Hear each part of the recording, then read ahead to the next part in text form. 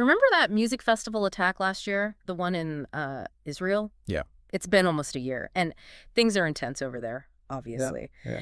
We're going to do a deep dive into all that today, specifically VP Kamala Harris's recent statement about it.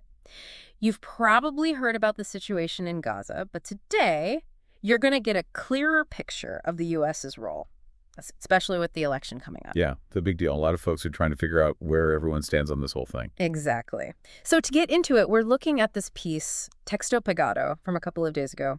It talks about how Harris is basically reaffirming the U.S.'s support for Israel, but also saying that, like, a ceasefire and a two-state solution are important. It's really interesting, because it's this tricky balance she's trying to strike. Yeah. Which honestly is something you see a lot in U.S. foreign policy, especially when it comes to Israel.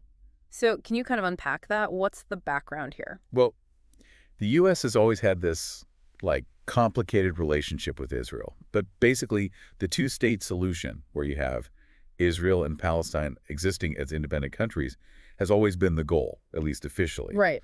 The problem is that it's way easier said than done. Yeah, and then you've got the whole music festival attack from last October, which I'm guessing didn't help things. No, not at all. That was a huge turning point. Over 1,000 people were killed. It was horrific. And it really just threw everything into chaos, diplomatically speaking. Because it was Hamas that carried out the attack, right? Right.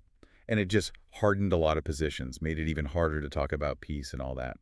So when Harris makes these statements, calling for peace and all, it's happening in the shadow of that attack. Right. And the article mentions that not everyone's happy with what she's saying. Oh, yeah, there are definitely different opinions on this. You've got people who say that she's doing the right thing, that, supporting Israel's security is important, but also pushing for peace. Makes sense. But then you've got others who think that the U.S. just giving Israel blank check support, no matter what, is actually part of the problem, that it just leads to more violence in the long run. Interesting. So there's this idea that maybe the U.S. needs to rethink that whole approach. Exactly. It's a huge debate. Yeah. And there's a really interesting detail in the article that kind of gets at that. Yeah. It's about these 2,000-pound bombs. 2,000-pound bombs. Yeah.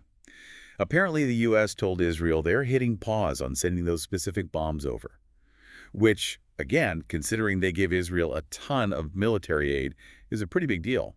It's basically the U.S. saying, hey, maybe we need to cool it a little. Wow.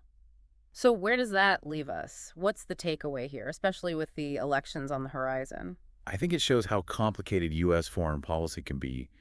They're constantly trying to juggle these different interests supporting Israel, trying to get some kind of peace in Gaza, all while dealing with a really complicated situation on the ground. And that's something that'll probably come up a lot in the election, right? Oh, definitely. Voters want to know where the candidates stand on all this. For sure.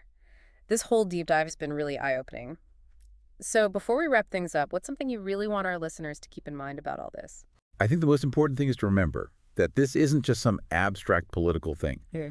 There are real people who are affected by all of this, on both sides. Right. Their lives are being turned upside down. Yeah. It's easy to get caught up in the headlines and the political arguments, but we can't forget about the human cost of this conflict. Absolutely. We've got to keep that front and center. Definitely. Well, thank you so much for breaking all of this down for us. It's been incredibly helpful.